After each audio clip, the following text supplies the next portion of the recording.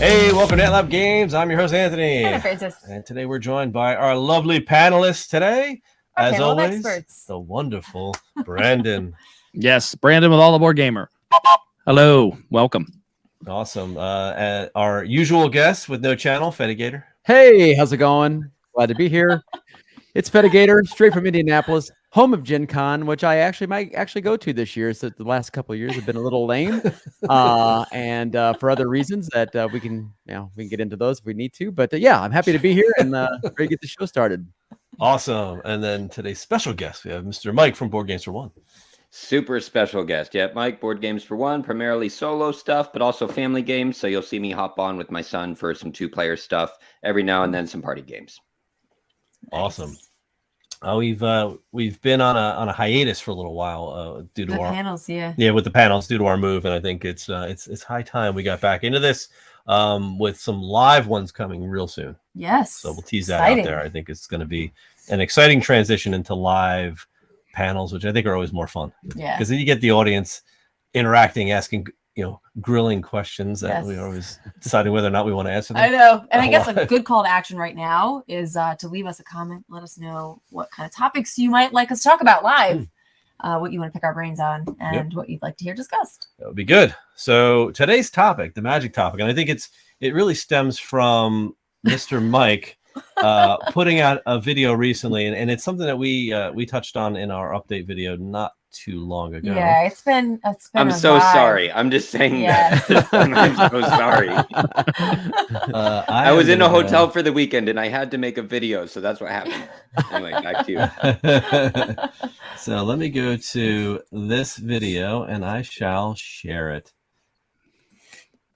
All right, tell me if you all see it. I can see it. You see it. All right, so let's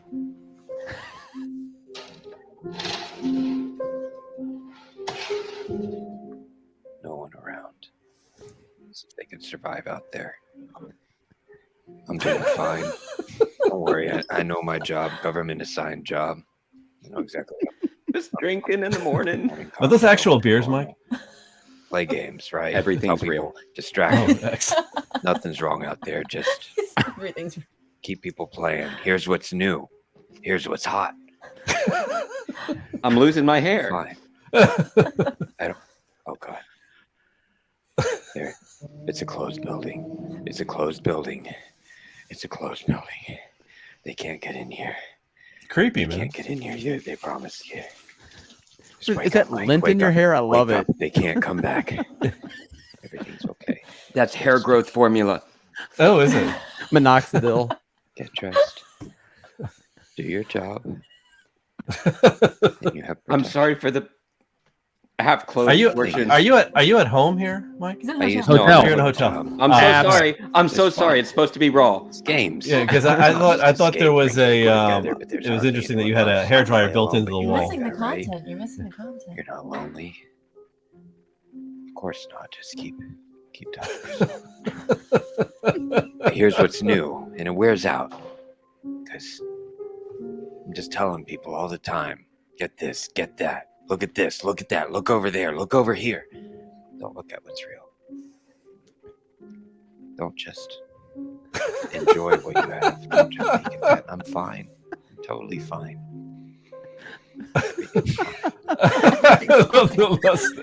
Grooming with Mike. Yeah. Try a new game every single day. Play one game one time. I look at the competitors they judge me against. I can't keep up. So let's pause. Let's pause for a second there, right? Let's do that. Yeah, those little scenes with you just holding the phone. I mean, it's just so classic of what you see on social media, and it's so cringe when you see people being serious and doing that. Like, oh man, come on. Yeah. I think all of these tropes are very telling, right? And I think so that we don't go too far into the video, people understanding like what the context is.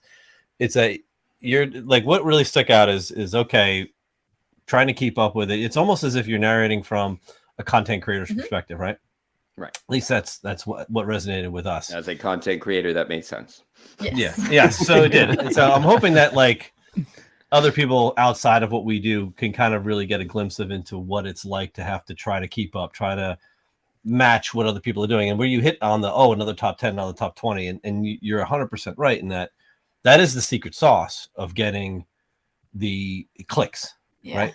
If you want to be super growth, super relevant, make a top 10 video. Like those are our highest performing videos, hands down. Right. Yeah, because people want to know, like, what do I need to buy next? What do I need to buy next? It's like I'll be careful about how I put it, but it's like, almost like a feed the machine. Yeah, we'll go with machine. Okay. Sure.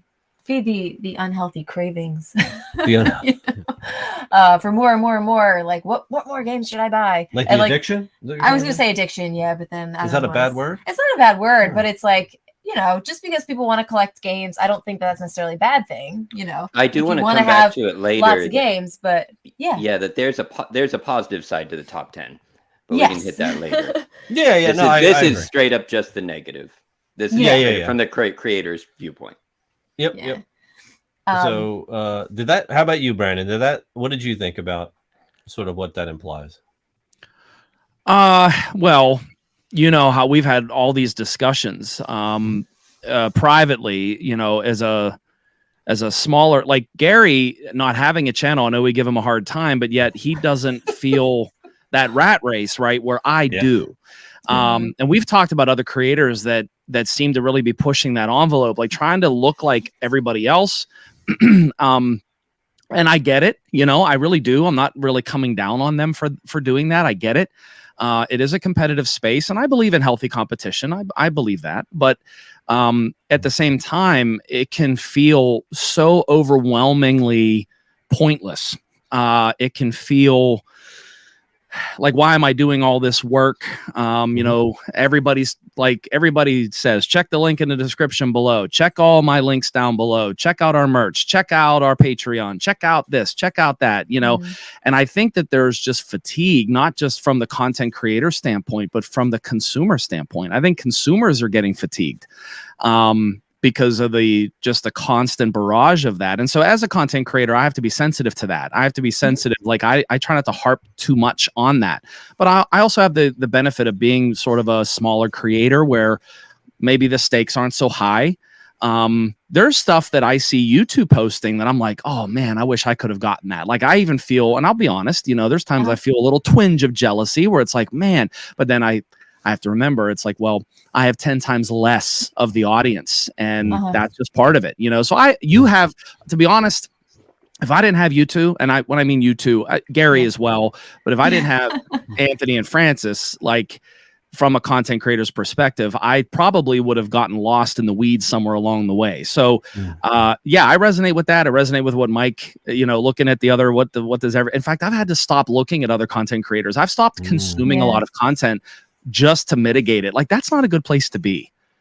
I think it's, it's interesting that you mentioned that, Branden, about kind of having like that jealousy about like what other content creators are getting too, because I feel, and I don't know if this is intentional by publishers and things, honestly, I don't think anybody thinks about it that much, but if you are a consumer, non-content creator consumer, watching a content creator that you enjoy get a game and get excited that they got the game because they were jealous that they wanted the game, it's kind of like a FOMO leading into FOMO sort of like, and I do kind of wonder, like, is that part of the machine? Like, are we, by getting excited about things and getting jealous of things and that feeding our excitement once we get it, are we hyping up games that maybe wouldn't have been hyped up if everybody got a copy? You know what I mean? Yeah, maybe. Which is really interesting that you say that. And you're right. It's what's pretty funny is that we get a decent amount of games to review, right? And it's like I'll see a game that somebody else, another content creator, posts content about that we didn't get asked to cover. And I'll be like, man, I wish I got that game. That twinge of jealousy that you're saying, Branden. But then I'll sit there and think for 5 minutes and go, I don't even want to play that game. Like, it's almost like I care because I didn't get asked. Right. And I'm like, why do I care that I didn't get asked? Right. And like, if I wanted it, I should have reached out and asked for it. Right. Right. and then got, if I didn't hear back or whatever, then that's not, but I didn't even make the attempt to try to get it, but I'm still going, man, I wish I would have gotten that. Why? Right. And I think we all as content creators want them to come out to us and feel like we're important. We want to get the copies too. But I guess that just goes with the territory, right? It is. And to be honest with you, there's games that I've gotten lately that you two haven't. And I it's because it's not that you two, like, it's just interesting to hear you say that, Anthony, because it's like, well, you get so many sent to you already that maybe it's like, well, that one that but you didn't reach out. Where I'm in the mode where I have to reach out for every little thing. Yeah. But yet you get yourself to a point where maybe you don't have to do that, but then you still feel that. You always feel that. Yeah, like that's interesting too, to hear that too. Like there's probably games that we've gotten that you two haven't got. And it's just part of the game. But like back to what Francis was saying, it is kind of a vicious cycle because we are not influencers. Remember we had that discussion last we panel? did. We talked about this last time. Yeah. Content creators, we are also fans. Like we want to play these games. We're not just doing it to promote a product to get paid. Correct. We're not shilling in that sense. Like I don't mean that in a negative way, but we're not being paid to promote a product. Yeah. We're talking about something we really, really love. And so we can both be fans that want to play these games and yet jealous as content creators because we don't have that content for our channel. It is funny. But the other thing is I couldn't cover all the games that you guys get in at this point. I just couldn't. We hardly. So there's that. Right? There's that. Yeah. Right. And yet we're still jealous of other games. Yeah, exactly. Like, if you take this conversation and you move it to the commercial domain of like people actually buying the games, like in the stores and stuff like that, you have that scarcity that drives desire, right? Because it's like, oh, well, nobody has Revive, nobody has copies of Revive, but my store has it. I got it. Yeah. We like game could be crap, you know, but I got a copy, you know. Yeah. Well, and Gary I'm says it's good. So I know, Revive. and I It will is say good. it's probably a bad example. I got a copy. We were all talking about that one. Yeah. But yeah, I mean, you kind of wonder like how much does that impact everyone else's excitement as well, you know. Well, I'm sure a lot of it's manufactured. Yeah. Yeah, no, it's interesting you mentioned Revive because what happened in our little chat, Allie said they didn't even ship it. I already have a shipping notification for my Revive. And so even in that, it's like, because we're board gamers first, we want to play this game. But yet from a content standpoint, it's like, I'll probably get mine before she does. And so it's not rubbing it in her face or anything like that. It was just interesting that you brought up Revive because we all feel it. We feel we want to play it because everybody wants it and we can't get it. Yep. So interesting. That's the FOMO. Like honestly, like Heat. I really want to play Heat. We can't get a copy of it. I don't like racing games. I don't know why I want it. I want it because I can't get it. Well, you guys still haven't played that?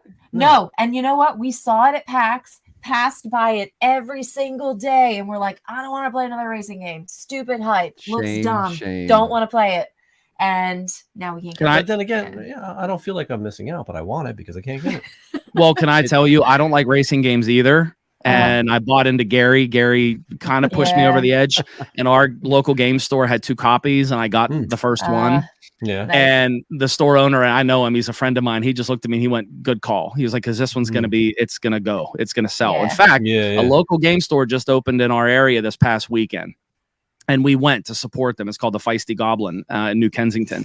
But we were all talking, and they were literally asking me. They said, what games do you think players want to play right now? And I said, you got Heat.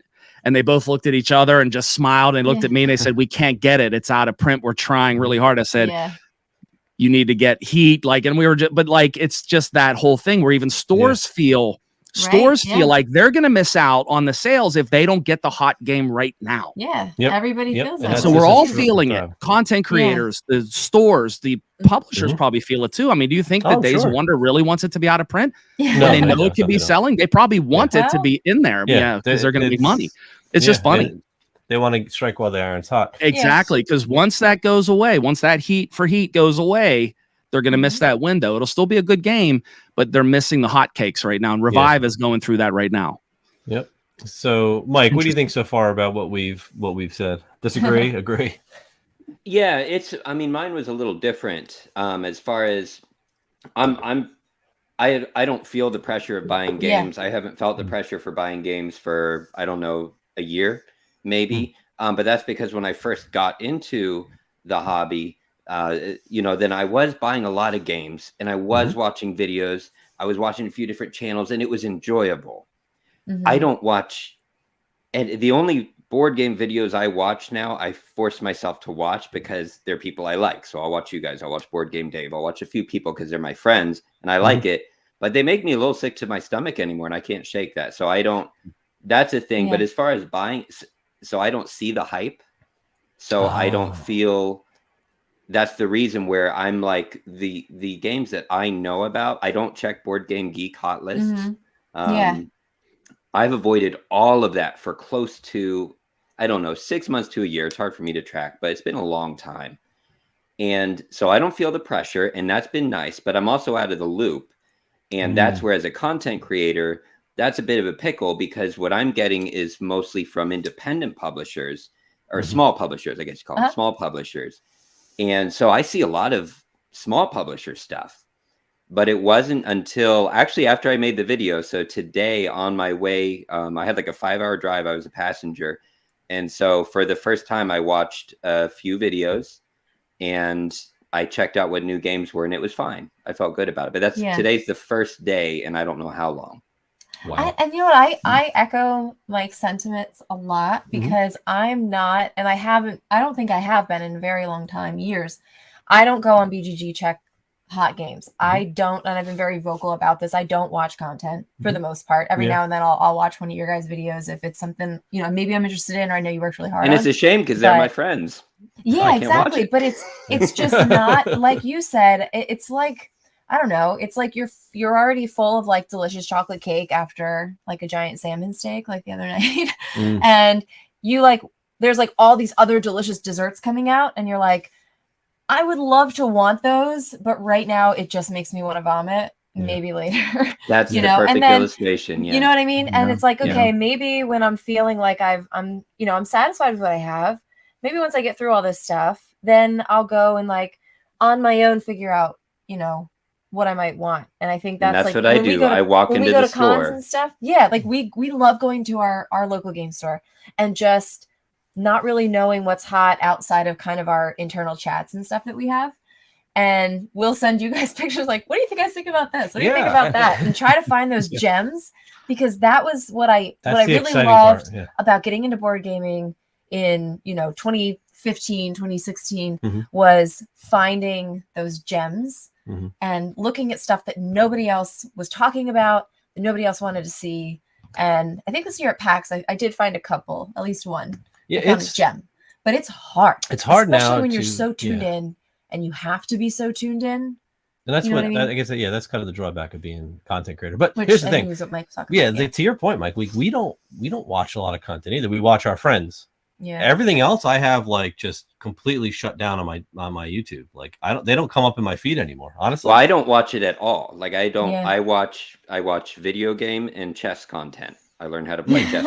I don't watch board game content. Period, which was a huge switch from that's how I actually got into this. And I enjoyed it. I would put a solo game on and I would put the person playing it.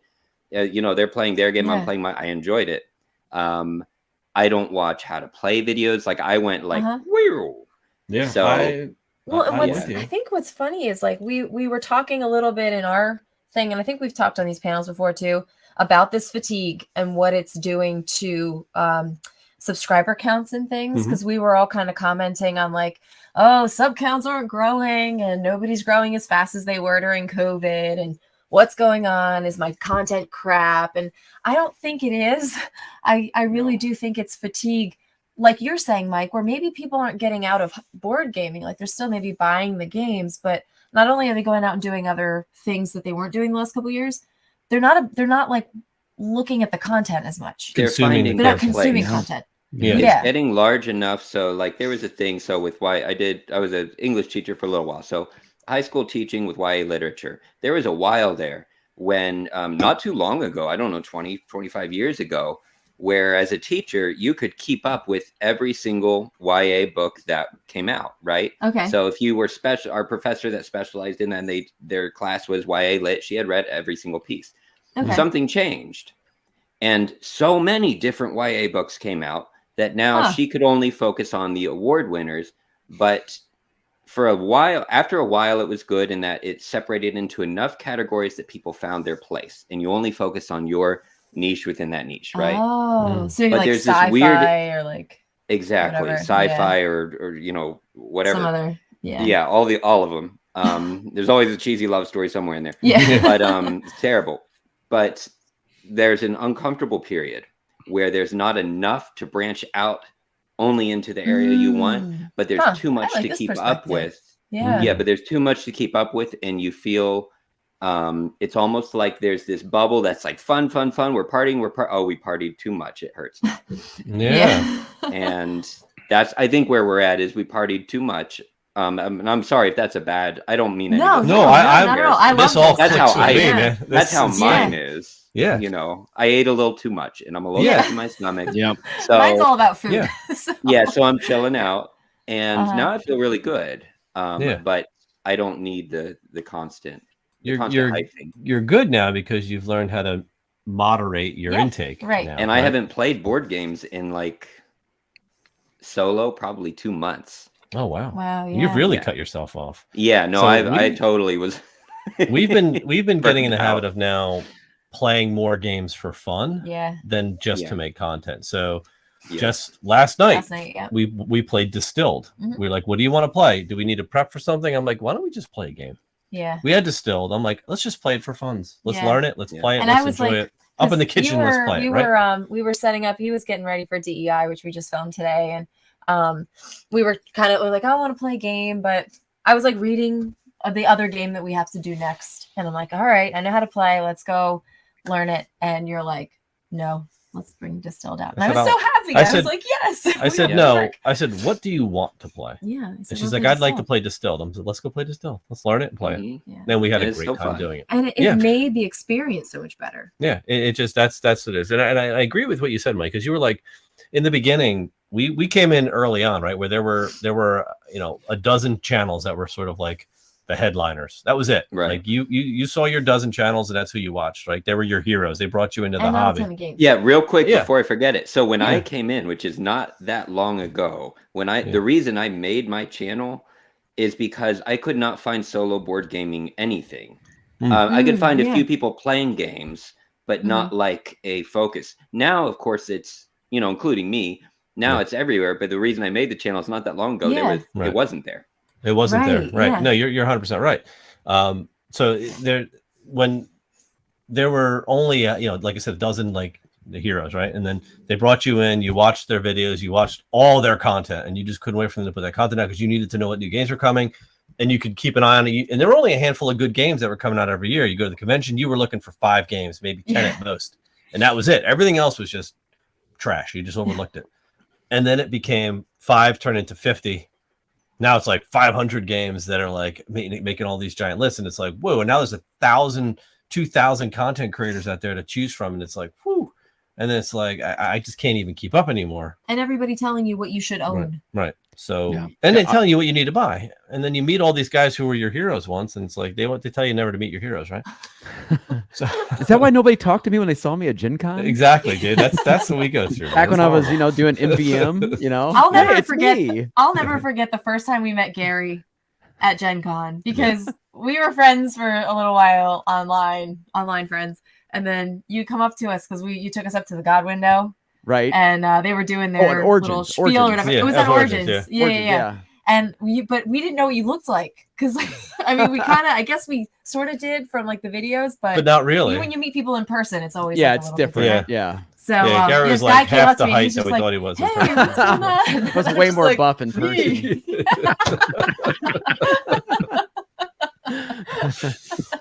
Goodness. Yeah, then he's like, "Hey, follow me," and I'm like, "Are we being taken somewhere?" And we go down these like dark back hallways. That's I'm like, right. Yeah. That's I was like, right. this guy's gonna kill us and take our games, isn't he? We are gamers. Yeah. we did that big thing. That's yeah. that video is still up, actually. Yeah, but there was Yeah. a time when that was it. That was most of Right. the content creator population. Yeah. I wanted to say, because obviously now I don't do content creation, but back when I was doing when I was back with MVM, I mean, there were days and weekends where it was like, oh, good, 2 or 3 more prototypes to play, and at first it's fun, and you're getting like, oh, we're gonna find a hidden gem, or like getting a chance to play Mechs and Minions before anybody even knew it was even a game, right? And stuff like that. And then it gets like, okay, this is not as fun. Can we play some games for fun? And it's just kind of like what Mike was saying.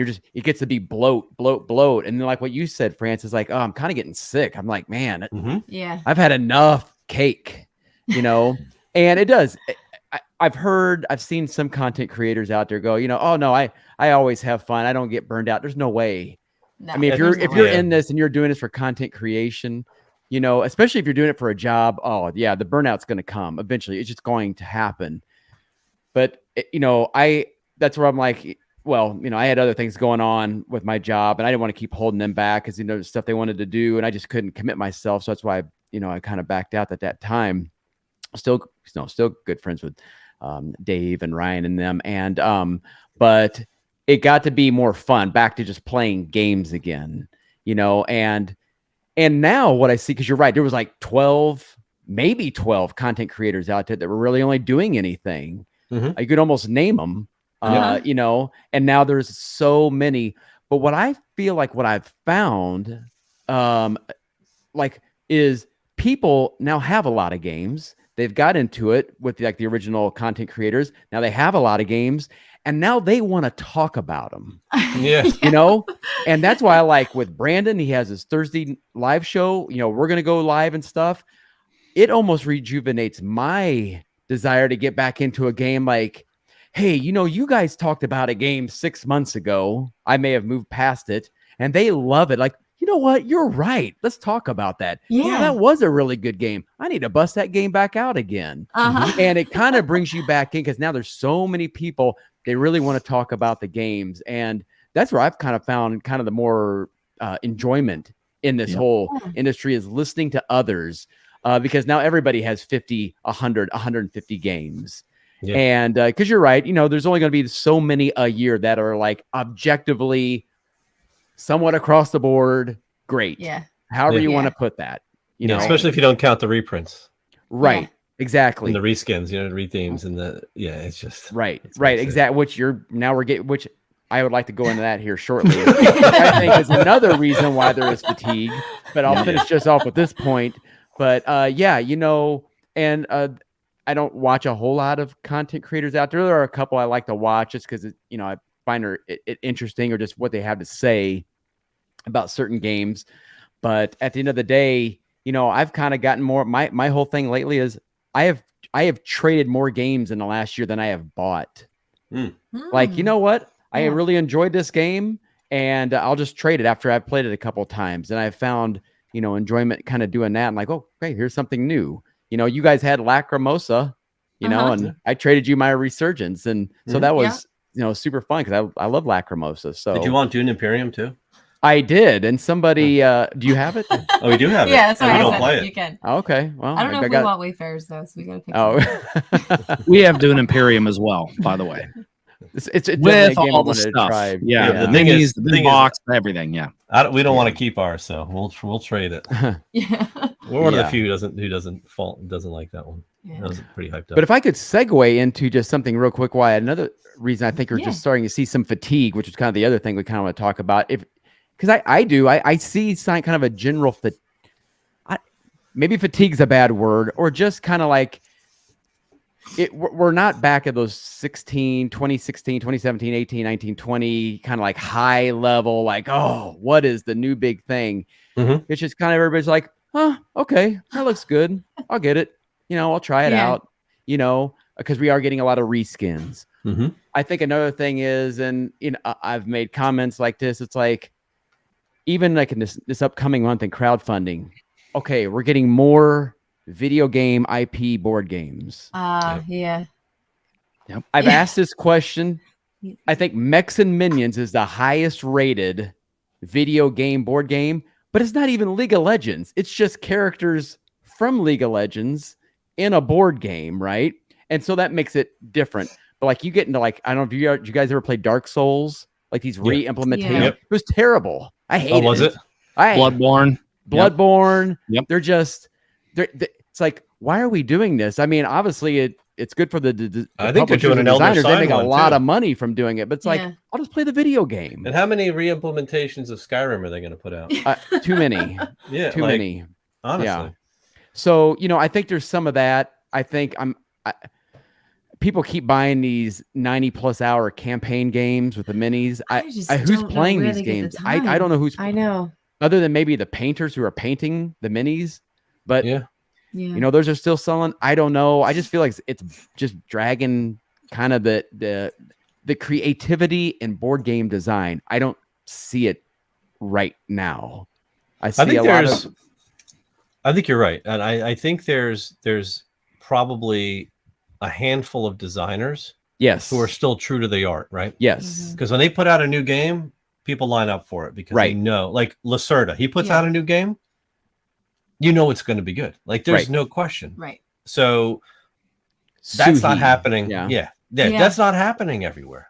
No, exactly. There's only been so many designers that really kind of made a name for themselves. That like, like I'm paying attention if they're bringing a game out, like the Italian guys, Luciani, those guys, Pfister. I'm not much of a Rosenberg fan, but I know when he brings a game out, people are going to pay attention to that because they are trying to do something. They are into the craft. You can tell they're trying to find something new because we kind of hit kind of a plateau. There's good designs, but it's just a lot of the games I feel coming out are just a lot of just kind of little variations of that. I can't speak to like what different designers are doing because I don't know. But I do know, like I'm in Vidal's Discord, so I watch like what's going on with all of his development, and that team is like hands down the most thorough team I've ever seen because they have like a machine to put these games together. Like he puts the games together. They play test the heck out of those games. He's like intimately involved in every step of the process, watching everything. So it doesn't surprise me when the games come out and they're very balanced. The strategies are all balanced. Like it makes sense.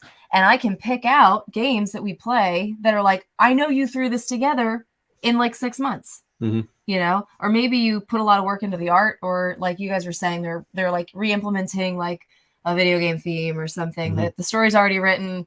They're kind of pasting on some mechanics to make it work, but they're selling you on the IP, not the strategy. Yeah. And that's what I miss.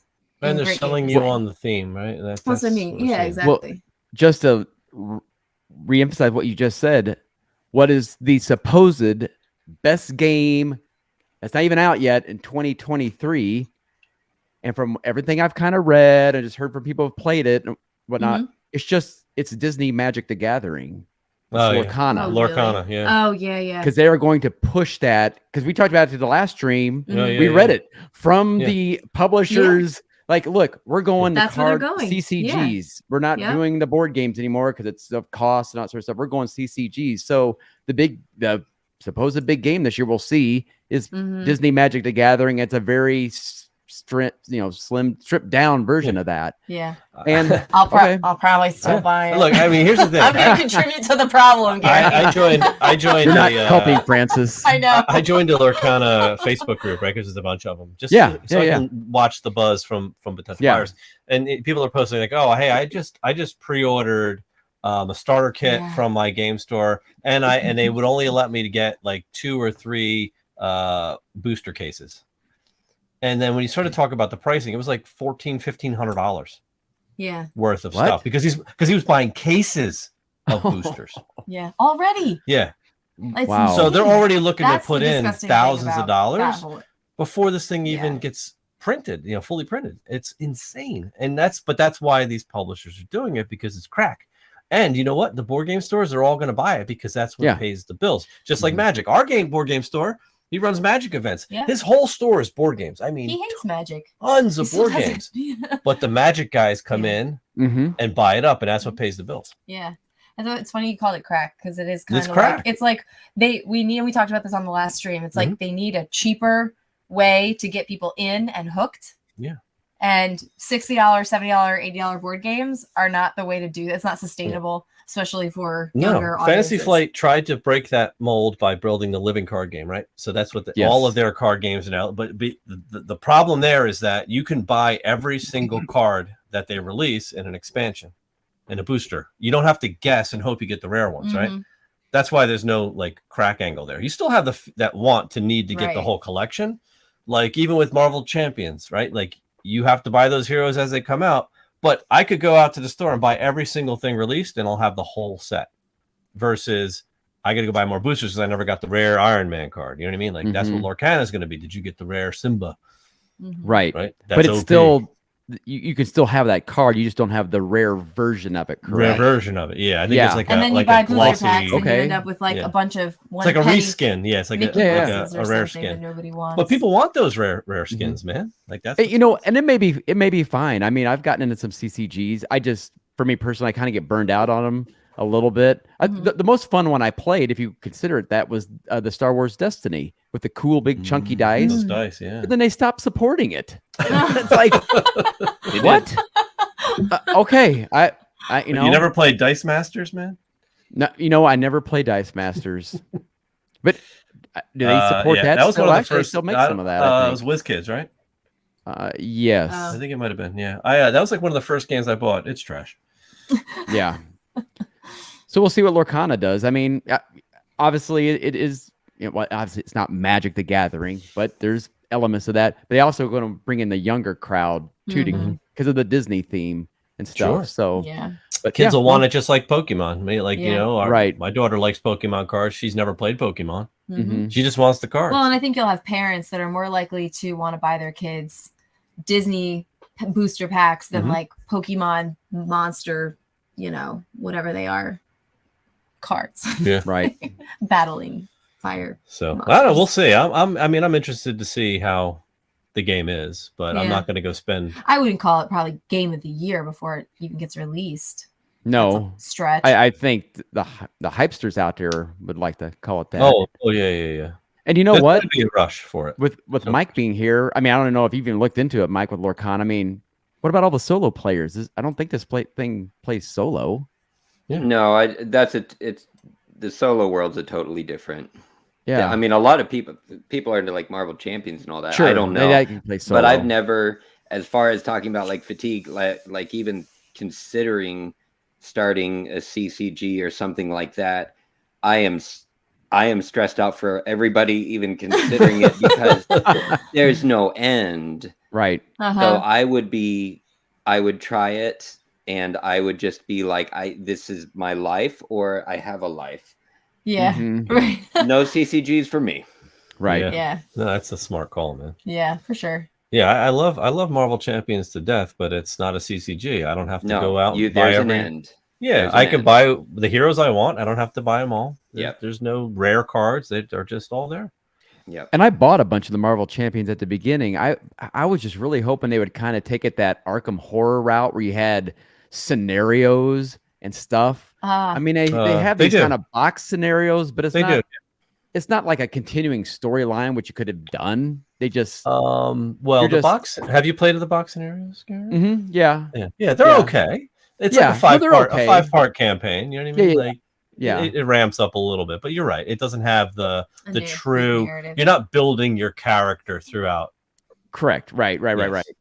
So, but it's a build your deck and then try to beat the boss. That's really what the game is, right? I just like the synergies. That's really what I like about it.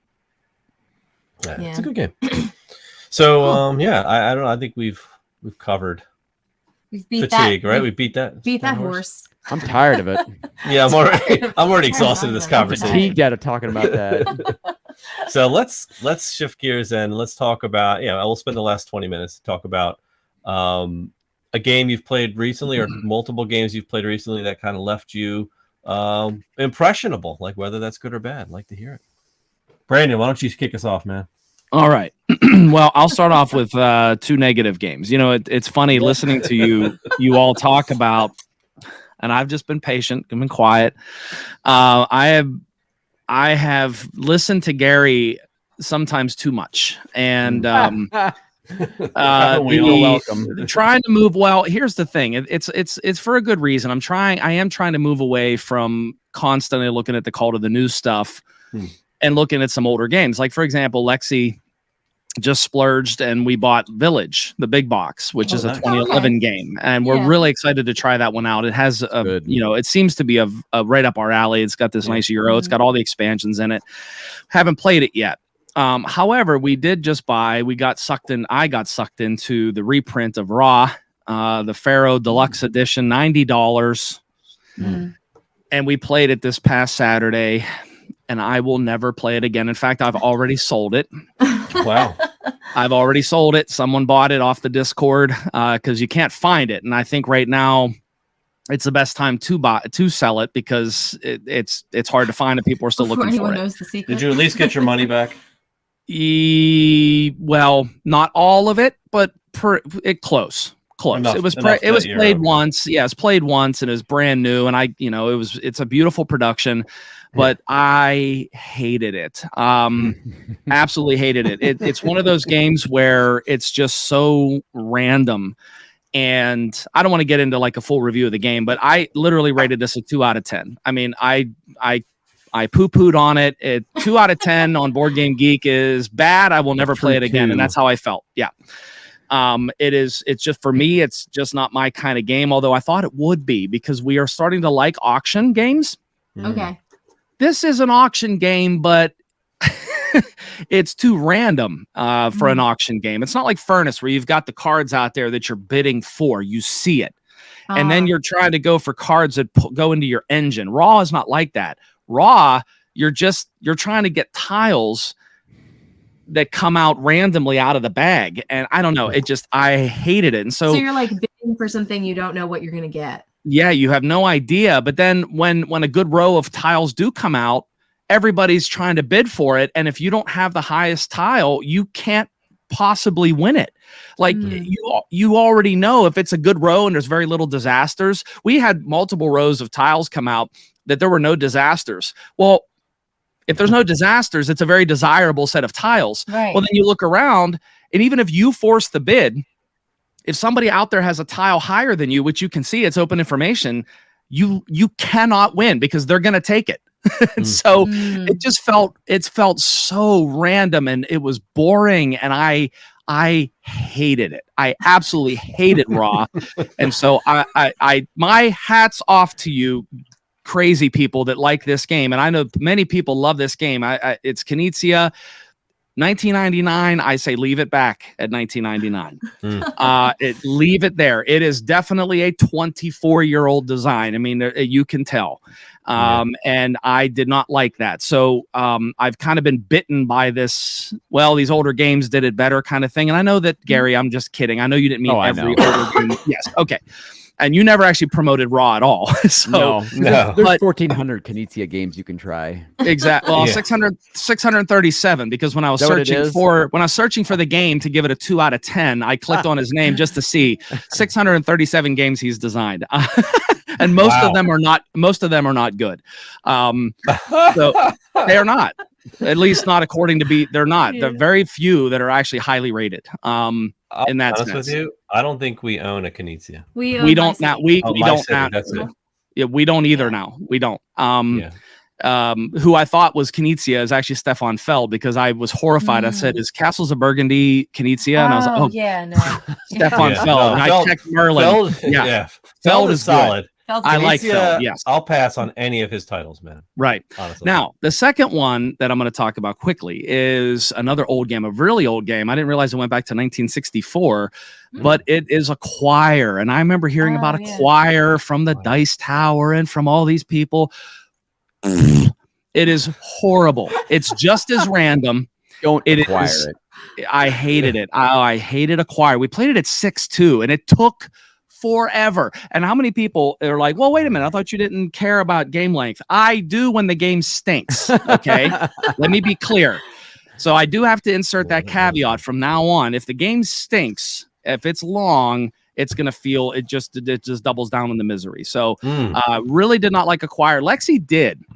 Interesting. Yeah, very interesting. She was doing well, which probably helped, but it was just one of those games where every time I was working toward a merger of a couple of hotel chains, somebody else would pop a tile in and remerge something else, and now my stocks were pointless. I absolutely hated it. It's a stock game that is way too random. It is just, how do you make a stock game that's that random? I don't get it. Like stocks, when you actually do real stocks in real life, it's based on known information, right? For the most part.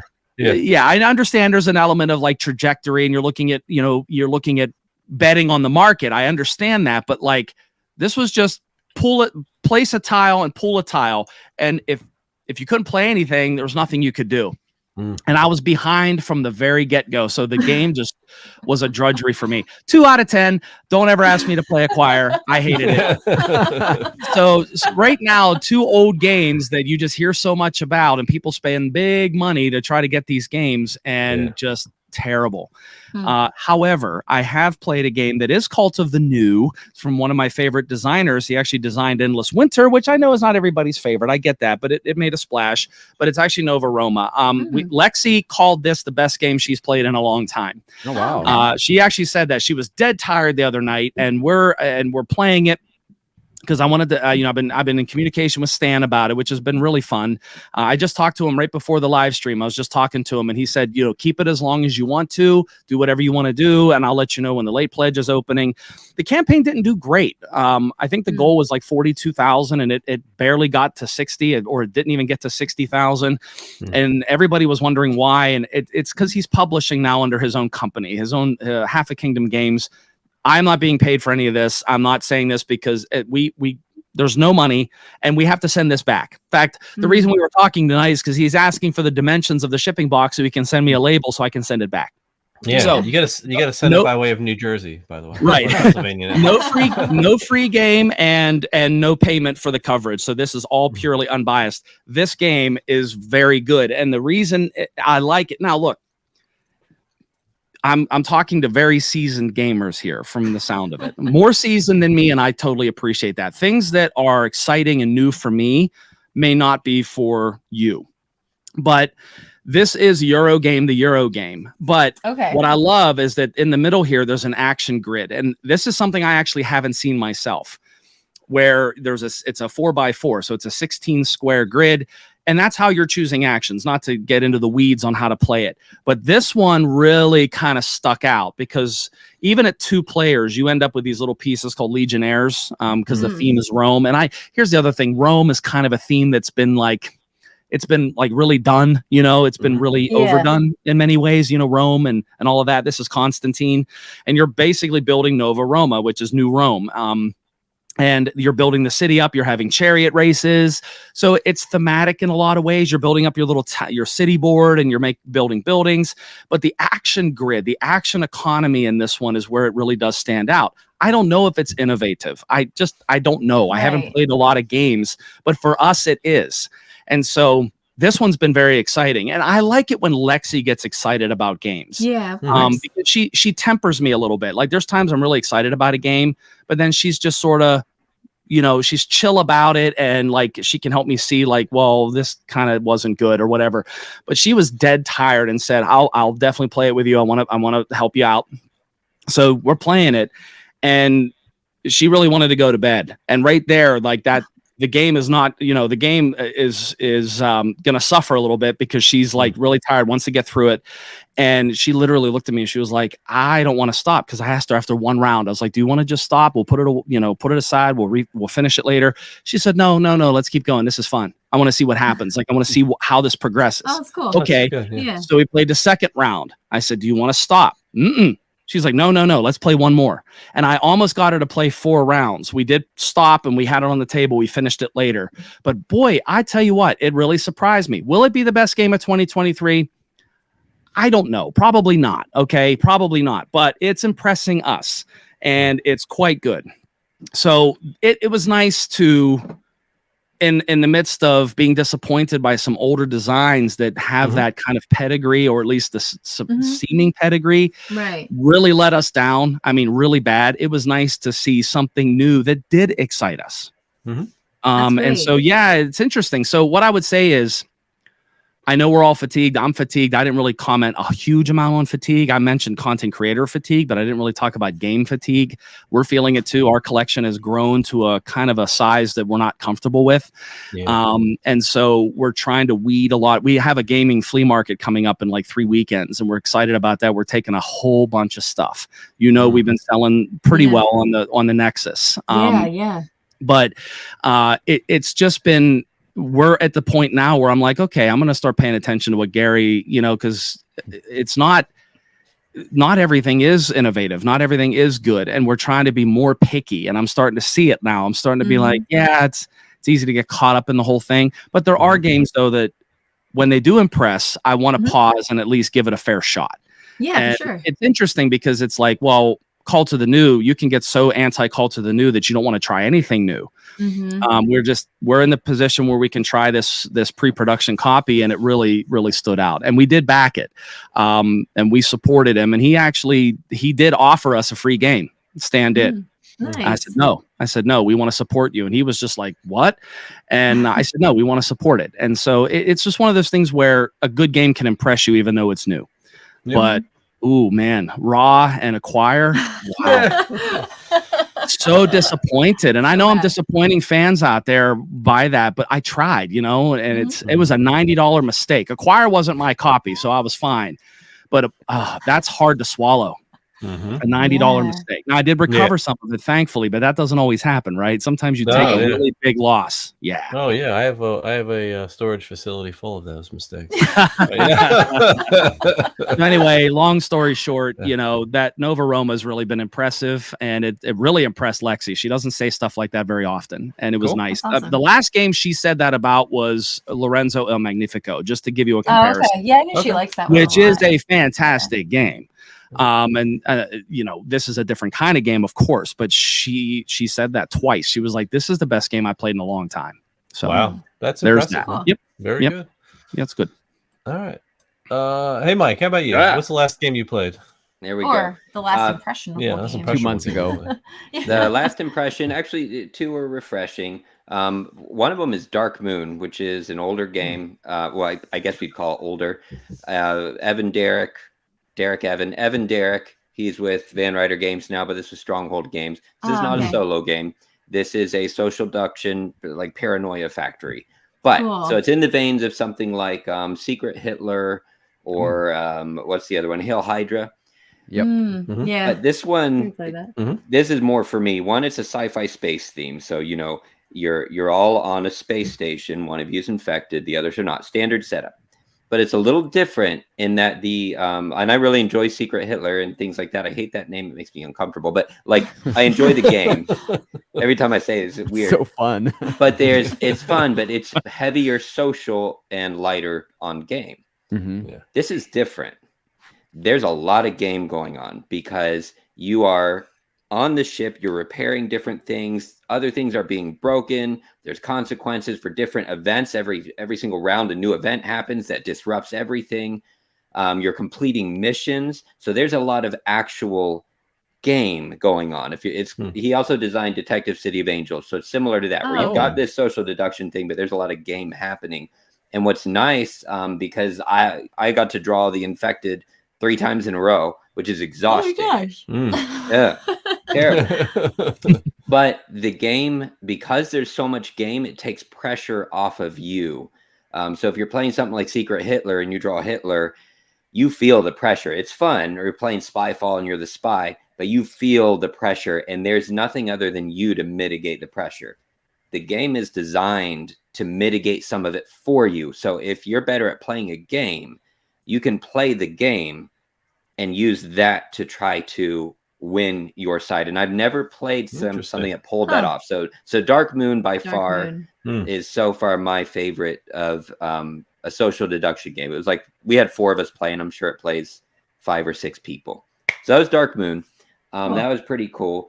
And the other is nice. It's actually I'm not going to show it because it's a prototype, but I'm actually refreshed to try a prototype. You guys actually saw me playing it. So we were at PAX Unplugged, and you came over, and I was playing a game with Mike from One Stop Co-op. We were with a Fight in a Box publisher, so it was Conquest Princess, and it's They do a lot of rambunctious stuff. I like the publisher and the designer. So it's basically just an 80s, like an 80s fest. So you're on this spaceship that's actually like a giant robot, but you're using like high fashion to defend like the evil fashion person or whatever. It's ridiculous. It's ridiculous. But you're also, the evil fashion lady uses like a millipede. So you're playing Centipede on one side, you're playing another Atari game on the other side, trying to defend this front. And then you're inside this giant machine. It's like a Mighty Morphin Power Ranger. And you each of your little co-op characters has these special abilities, and they have these cute little, like one of them's got like a corgi pet. They all have a pet co-pilot. And so your pet co-pilots do these fun little things, but it's a brain melter. And I don't know yet how much, I haven't played it enough to say much on it. All I can say is I'm refreshed to like I look for, when I opened it up, I was like, this is fun. Yeah, really right. This. And so I'm actually, that's what I'm going to open up after this. I'm going to sit down and I'm going to just have fun with this ridiculous high fashion fighting whatever to save the universe. Oh, that's awesome. So yeah, cool. So those are my two. Oh, But hold on before you get rid of me, I'm going to do my plug. If you want to watch the rest of my video, because I'm really proud of the ending. Yeah. I'm really proud of the ending. We gave them a tease. We're definitely gonna link we it. gave Put them it in a the tease. description. Yeah, we're gonna put the link in the description for sure. You can let You me know. have got to watch it. I can make you small again. Yeah, absolutely. Gary's usually like, make me big. That's right. Before I tell my game and a half here, you were talking about Nova Roma, and when you're talking about that action selection grid, which I didn't know about that because I haven't really watched any content or anything about that. So there is an old game that kind of has something like that. And because I appreciate what you said, Brandon. I'm not the all-in be-all of games, but sometimes you start, as you start playing a whole bunch. I think everybody gets there. They start seeing like, oh, I already kind of have this game from 5 years ago, and I just liked it better because that was the game that got me into that mechanism. Right. Whereas, Right. newer people are like, well, no, that's the game I like. Okay, awesome. But there is a game called Ulm, ULM, that had an action selection like that, and you, in fact, you even slide it up and down and side to side. A lot of people didn't like it. It's a good game. It's a terrible theme. It's just a weird theme. But this sounds, now this is like something like that 3D building. It had in a the 3D middle. church. Yeah, 3D down church. the river and how you're building up. Yeah, we have Ulm. It's in storage. It's not that bad. It's really not that bad of a game. But see what you're talking about, Brandon. See, that sounds like something better. Well, here's let me explain it a little bit more then, since you are interested. We are going to do coverage on it because we need, and I don't mean to subvert you, Gary. We can make you big again as soon as you make me small again. But here's what happens. You flip over the Constantine tile. There's 5 of them that you randomize and put them in a face down stack. The player who is first that round, the first player for that round, will pick one up and flip it over. And it's a picture of the grid, and there's 2 spots out of those 16 squares where there's the Constantine meeple image. The first player gets to pick one of those 2 spots that Constantine blocks. Okay. Around the grid, there's 4 action tiles this way that are randomized and 4 this way. And so wherever you place your worker, you get to do those 2 actions in that crisscross at a power of 1. However, if you choose the row or the column that Constantine is in, he adds 1 power to your action. And so it's that tension where he blocks one of the spaces, but so do you do actions like, and you never know where he's going to be from round to round, and the first player always gets to pick. And because the first player rotate, like it is very highly interactive. It is highly interactive, which is what I really like. So you can make me small, go back to Gary, but it's very exciting. Yeah. No, that sounds very cool. I'm interested to see more about that then. Yeah. Yep. Awesome. So yeah, I'll just say I've played a lot of just the regular stuff that we've been playing recently. But I know Anthony and I have talked about this. I've wanted to play a war game, but I know they can be very super rules heavy. And sometimes I'm like, oh, that game looks pretty fun. I'd like to try that because I haven't really tried a war game. But I found an amazing theme that I love, and it's not that hard. And actually, it's actually fairly simple. Simple solo. I would like to play it with 2 people. It's only a 1 or 2 player game, but it's called Archie's War. It's a story of Guadalcanal. And what I love about these games is like they really teach you the history. I mean, you play. Are you the Marines? You are the Marines. Okay. Oh, Yeah. I might like that And it looks kind of lame, but it's got.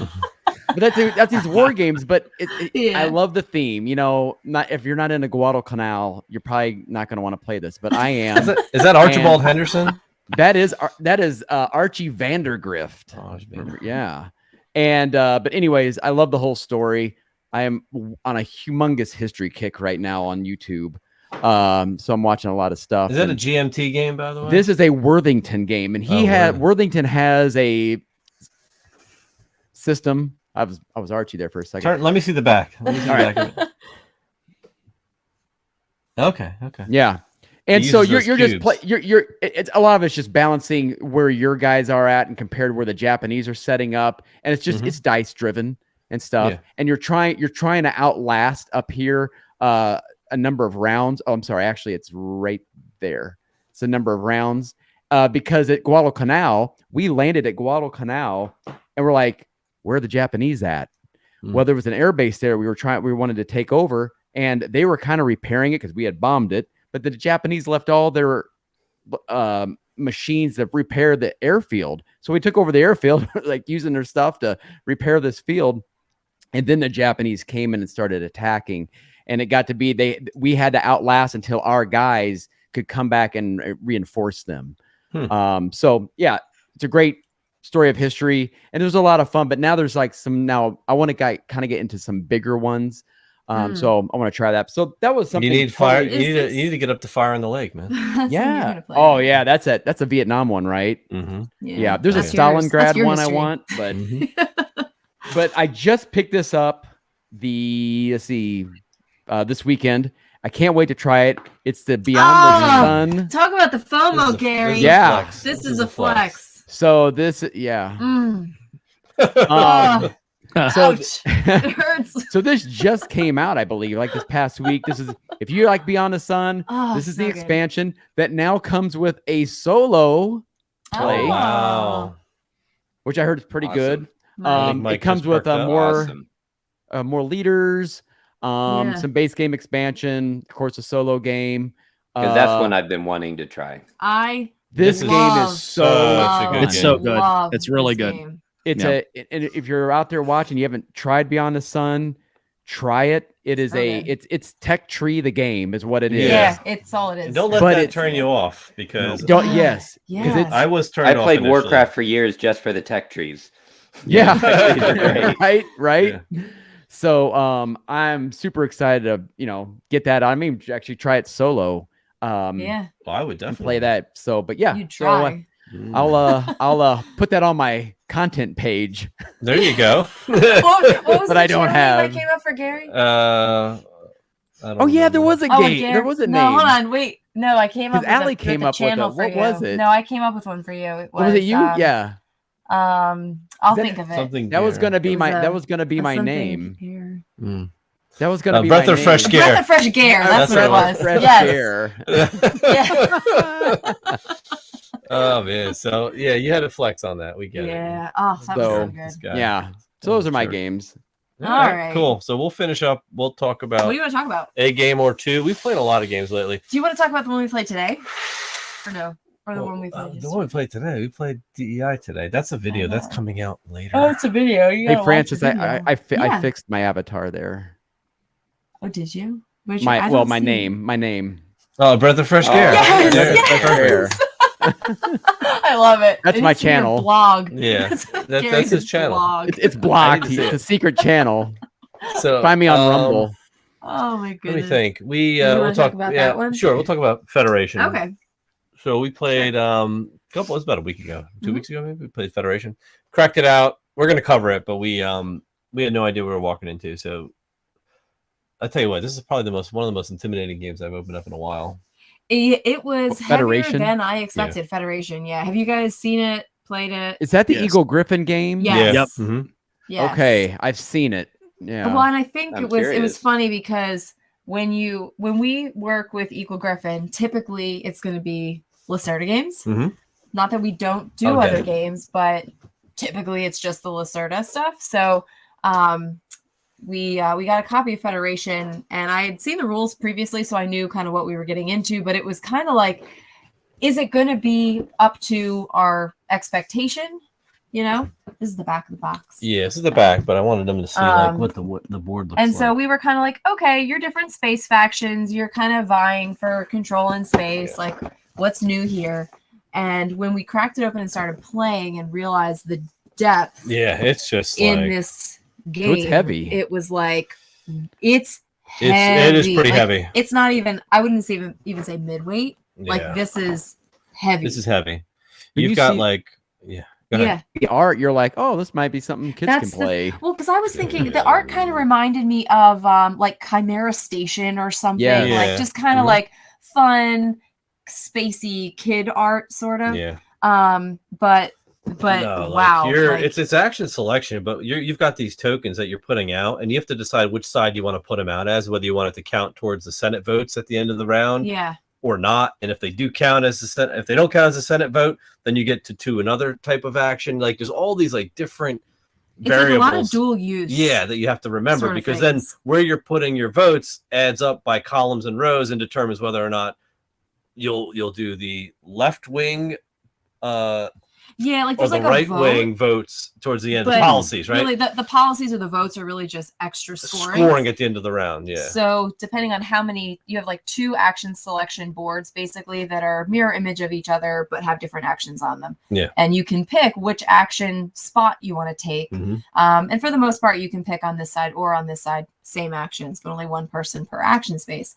But like Anthony said, you want to figure out what column you're going to, because that column is going to allow Mhm. you to influence a certain project when you go there. And also, depending on the side of the board, you're going to be influencing the majority for the vote, which Yeah. ends up being a On scoring the at left the end of the round. or the right. So when you're picking your action, you get in these situations where you're like, okay, I really need to take this action, but the only available space to take that action is on the side of the board where I don't want to influence scoring. Mhm. So now I have to decide, do I give up that action and try to do something else on the side I do want to influence scoring, Mm. or I want to influence this project or whatever. So it's it sounds Wow. like there's a lot going on. Yeah. Yeah, That's right? just on That's that board. just to pick the On your actions. player Yeah. board, then you are, depending on if you don't do a vote and you do a license, which is the other side of the token, you then put a check mark on one of the action slots on your player board that matches it, and you can at a later time take that action as a free action, depending. So it's like you've managing your board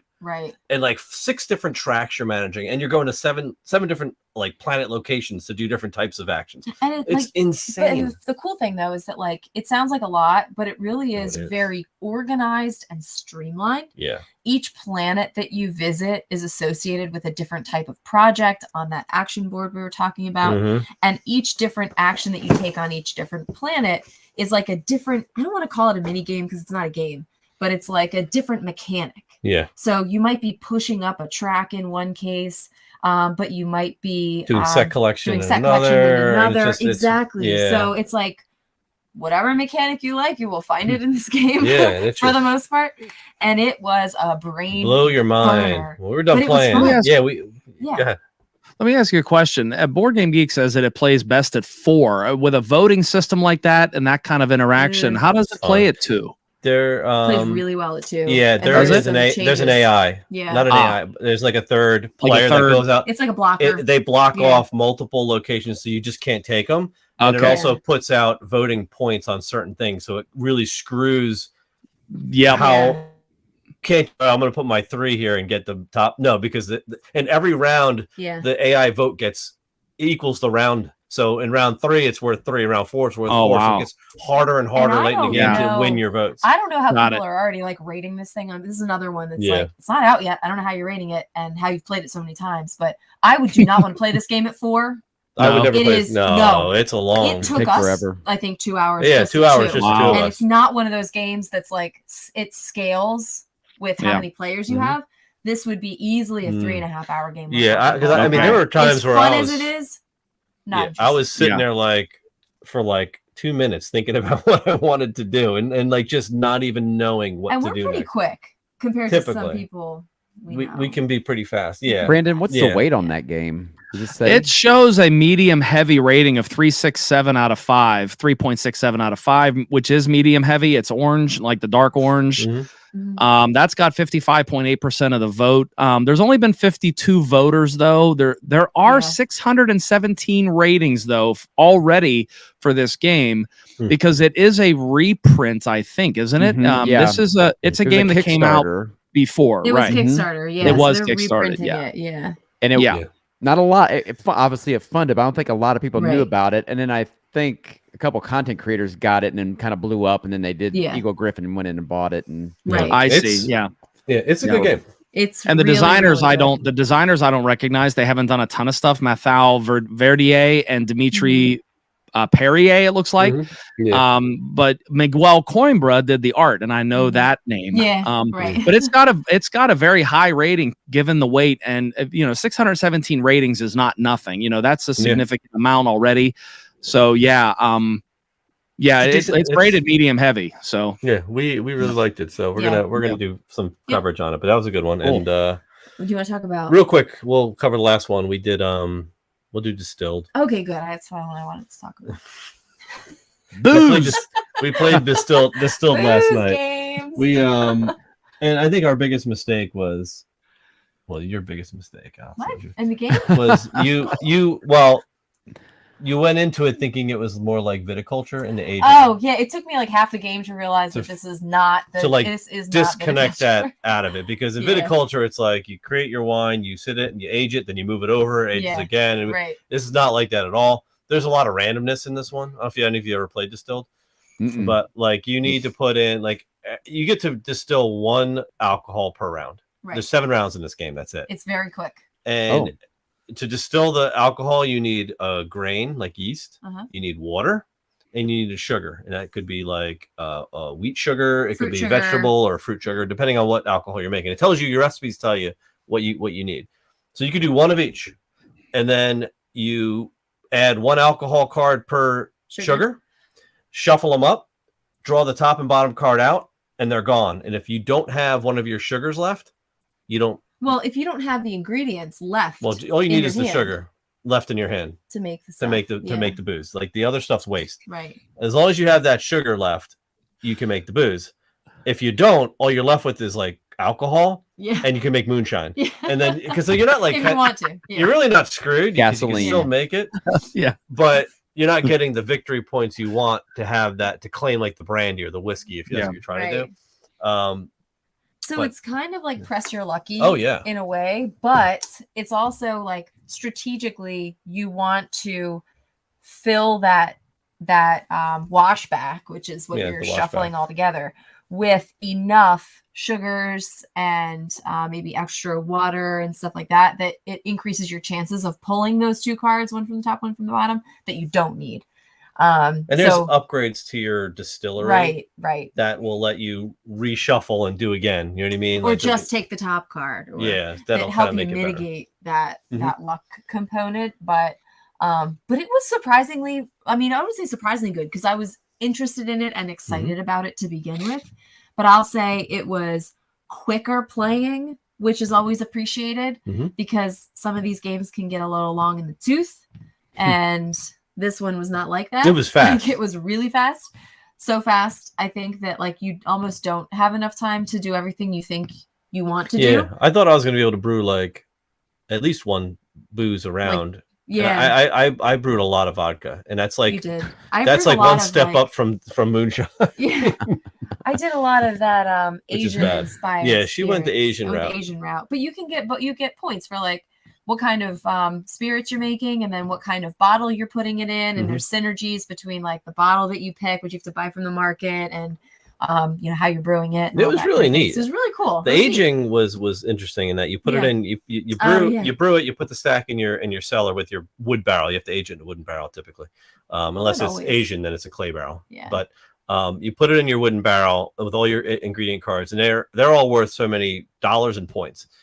then every round you put a flavor card face down on there. So you don't know what flavor's going into it, but that signifies one card is one age, one round. And then you just keep putting, every round you put another card on the stack, and it could be worth more money, more points. And then when you go to sell it, you then get to reveal what it actually you added to it, how many points it's worth. And then depending on how many rounds you've aged it for, you get a multiplier in points. So they could be worth big points if you age something for like the game. So it's really, really neat. It was cool. Yeah, it was really neat. Yeah, beautiful components. Like high quality. It's got the whole built-in game trays. Yeah. So it was like, who put that out? I don't remember. No, that's not right. Yeah, I'll look it up. It was that wasn't a Kickstarter, was it? It was. It was. Oh yeah, it was. Oh, okay. Yeah, it's Paverson Games. Paverson Games. Yeah, I couldn't remember. Yeah, they have another game coming up that is based on like Renaissance musical instruments. Really? Super excited about that one. Luthier. Mm-hmm. Is that up? Is it on there? It is on the BGG. Yep. Yeah, 2024. 2024 is the release. Mm-hmm. Yep. So the height of classical music in Western Europe. Yes. Yep. Which I love, because that's what I was. When I took piano when I was young, I was classically trained, and it was Bach, Mozart, Beethoven, the whole thing. So I'm really excited about this one. Yeah. If the quality of game is anywhere near what Distilled is, then it's no brainer. Yeah. No brainer on this one. Really, really well cared. They put a lot of care into this game. Yeah, it was good. Really good. So we enjoyed it. And that'll be neat. Hidden bidding for one player. See how that is interesting. Oh, yeah. Hidden bidding for one. All right. Is anything else? Anybody else want to bring up real quick before we call it for the day? For the evening? I just want to say I just realized we just did a React video. Oh, we did. Oh, we did. That's pretty great. That's really I thought that would be pretty cool. Congratulations, everybody. Yes. I thought that would have been pretty cool. Yeah. No, I thought that was great. That's so great. All right. Well, look, thank you all. This was a good way to get back into the swing of things. I think it was good conversation. That's our biggest problem is before we hit record, we always start talking about stuff. And I'm like, yeah, man, we should save it for the show. Save your ammo. Yeah, it's so good though. But no, as always, guys, it's a really, really good time. We missed Allie tonight, but she'll be back for the next episode. Sometimes our schedules don't always jive. Yep. And Carlos should be back too. Yeah. Yeah, we'll try to go live next time. Yeah, so let us know if you're watching this now. Let us know in the comments what you might like us to talk about. Mm-hmm. We may or may not honor your suggestions. Yeah, but we'll be brainstorming too. We're definitely going to go live for the next episode, and we'll put some stuff out there to let you all know. But we'll come up with a topic, but we definitely want to hear what you guys want to hear as well. And hope you join us there live. All right, excellent. All right, thanks for watching. We hope to see you next time. All right, we'll see you.